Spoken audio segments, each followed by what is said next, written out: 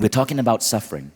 And I think I wouldn't do justice and I wouldn't be authentic if I didn't talk about some of the suffering that I've been going through. The last 4 months have been like the craziest months of my life. I don't know what the hell the universe is trying to teach me, but it's been freaking painful.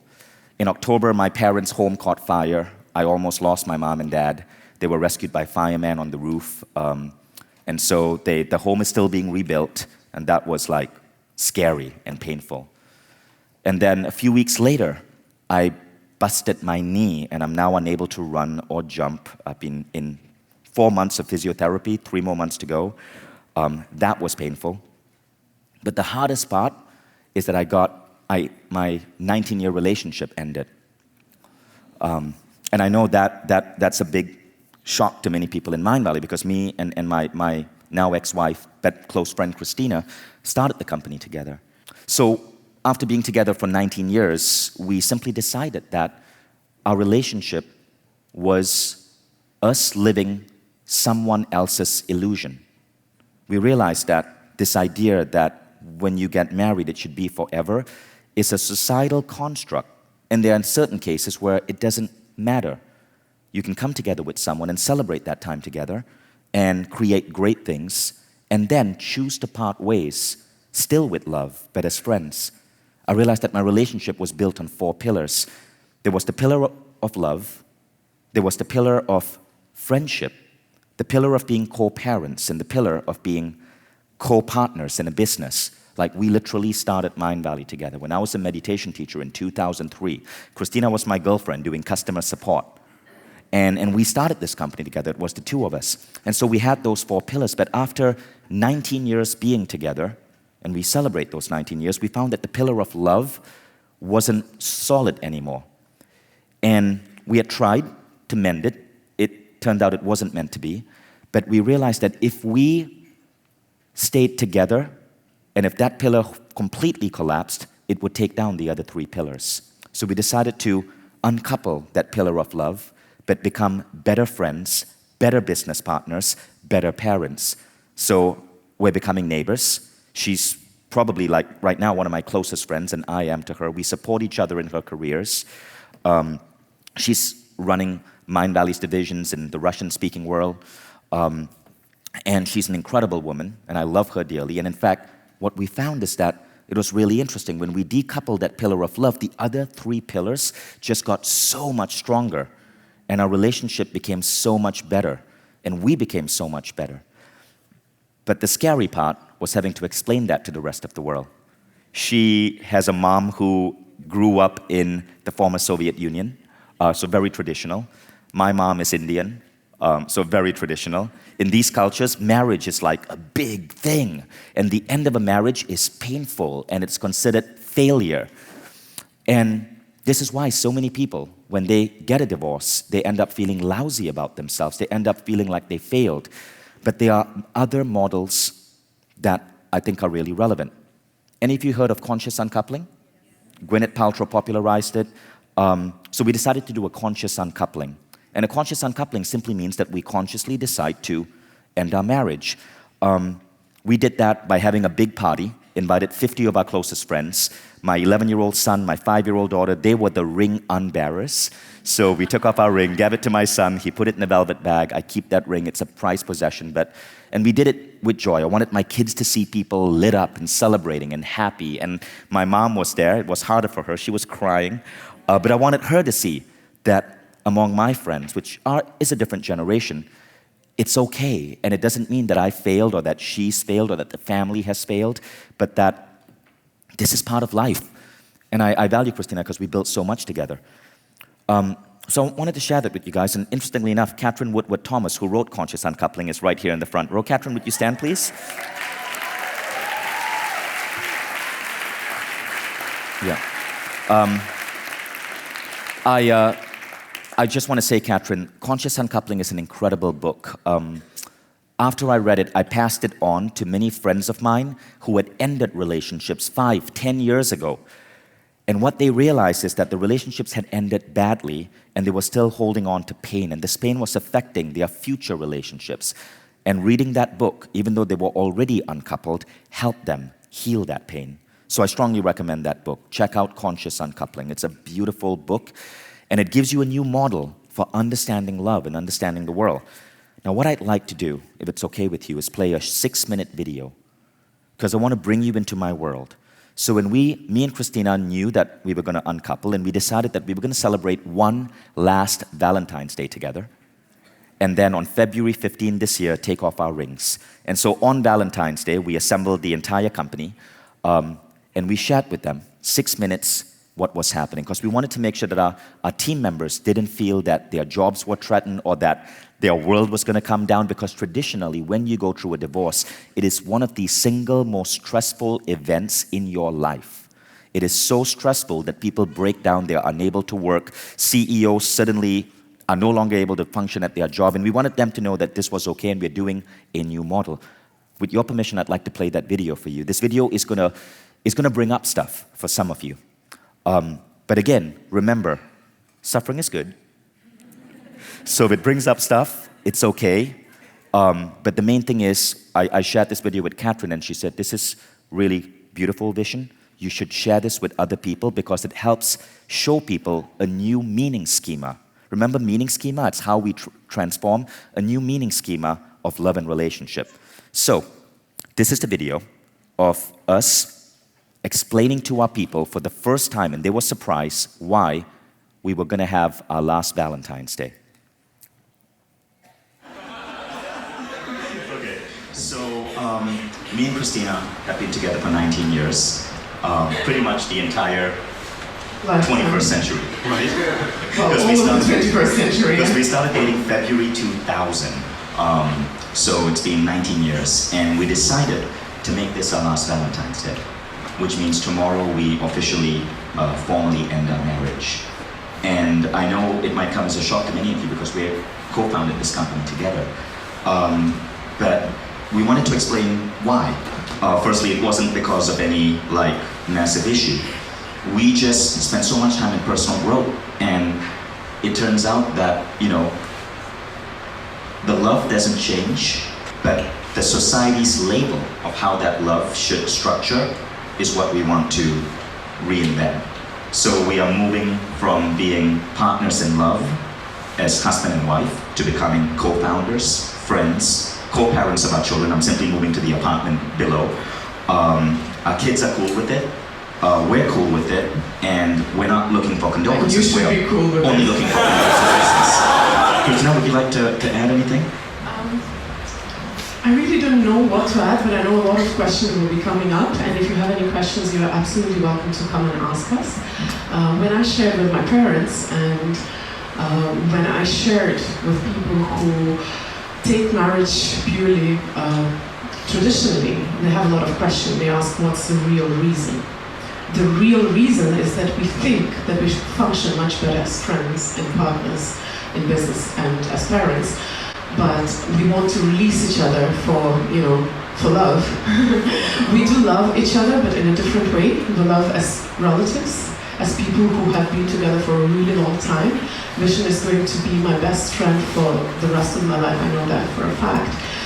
And it's just functioning better for us this way. So the real reason is that we chose that as our path. There is no other reason. You might be trying to look for that, but there is no other reason.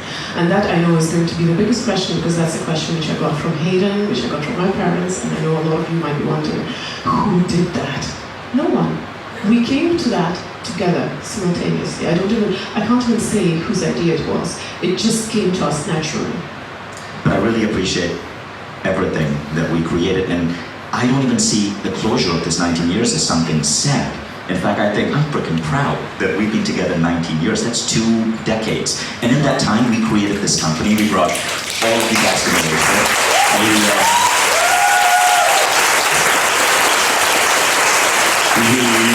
We created two awesome children who we are bringing forth in the world. Well, she didn't. I just had fun helping out. But I want to acknowledge Christina for one thing. When I was homeless, literally sleeping on a couch, because I had no money, I lost everything, I was broke, she was the person who believed in me most. And so I wear the wedding ring. I've worn our wedding ring for No. 16. 16 years. And this wedding ring, because we were so broke, this ring cost $19. It's a $19 ring. It's fake gold. We bought it from a... It's not fake, it's real gold. Yeah, but it's diluted with copper. But this $19 wedding ring is probably my most prized possession. I've lost it several times. Once in a strip bar in Thailand. You don't have to bring up that story.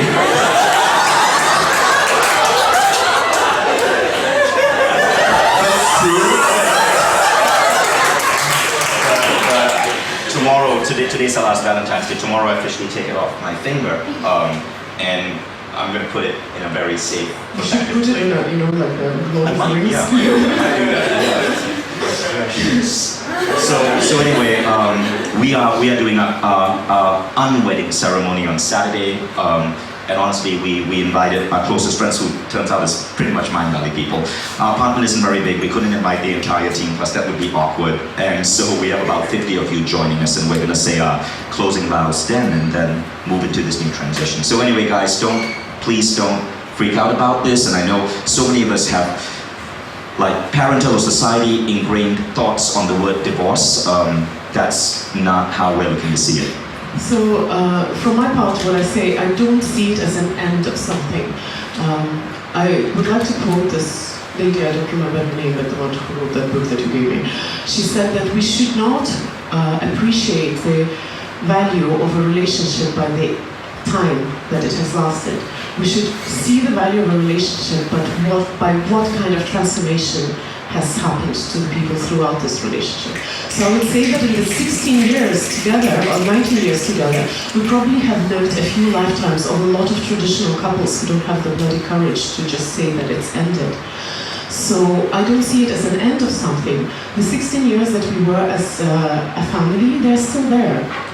Nothing changed. We are just releasing one part of our relationship which stopped working. So I'm not losing anything. So I'm gaining the person who is going to be so much closer to me for the rest of my life, and I'm just releasing one part of this relationship which just stopped working, and it just happens sometimes. So we don't see it as an ending, we see it as the beginning of a new phase. And we wanted to celebrate one last Valentine's Day together before we decided to do this.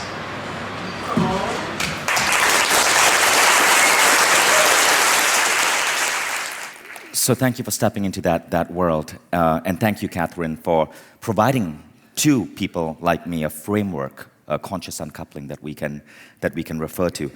I hope maybe that video might help shed the light that love is a lot deeper and a more complex thing than what society says it should be. It's funny, we decide that love is when we make an oath to someone, get the government involved, sign papers, but really it can be multidimensional, and all we did was move the love around into different areas. But those two rules have helped me even as I went through this form of suffering. The first thing I do is I ask myself, what can I learn from this? How can I grow? How will this increase my rate of self-evolution? So I started reading books on relationships and love so I can be better for the future. And then the second thing is, how can I serve the world better? To get my mind off what might sometimes be pain, I think about how can I make other people happy? While I'm working on my growth, how can I serve the world? So I'm traveling more, I'm speaking more, I've decided to, I have more free time on my hands right now. I've decided to write a book every year, and dedicate more time to my kids as well. And I know what you guys are thinking as well. You're probably wondering, Christina mentioned in that video that I lost my wedding ring in a strip club in Thailand. Can I just, even though this might be appropriate, could I just clear the air on that one? She was with me in that strip club. We were just exploring the streets of Pattaya. And I know I was going really deep. I just want to get shallow for a moment. We were exploring the streets of Pattaya, and we were in the strip club, and we were just curious, but it was so shady. And I have this weird habit where when I'm nervous, I play with my ring. I move it back and forth, back and forth, back and forth on my finger. And before I could fully put it on my finger, a ping pong ball hit me on the face. No, wait. It's not what you think. It's not what you think. They were a group of American sailors in the bar. They had brought ping pong balls and they were tossing it around. It was these one. So this sailor stands up and says, "Hey buddy, toss that ball back to me." So I pick up the ping pong ball and I toss it, not realizing that my ring goes flying with the ball. And so I go back to do my awkward, like worried move with my ring, and I realize, wait, the ring is not in the finger. So I'm like, oh shit. So I then pretend I drop a pen. Christina's next to me, and I'm on the ground trying to find this mysterious pen so that she wouldn't realize I dropped the ring. And I'm frantically going, where the hell did this ring roll to? The ground is so disgusting, you wouldn't believe it. And then all of a sudden, I see this pair of legs. So I stand up, and there's this naked stripper in front of me, holding up my ring.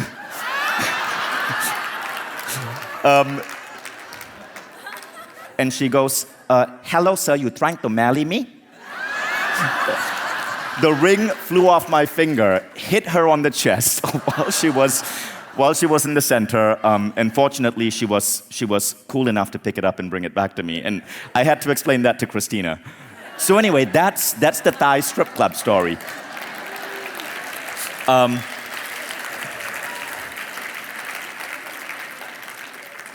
You see why I didn't want this recorded? So anyway, I feel like when I get too deep and spiritual, I just feel weird about it, and I got to come back to like talking about strip clubs and ping pong balls. So thank you, everyone. I hope you enjoyed that story. I'm here for the next 2 days, and I'll see many of you guys at the Mingler tonight, and have a wonderful reunion.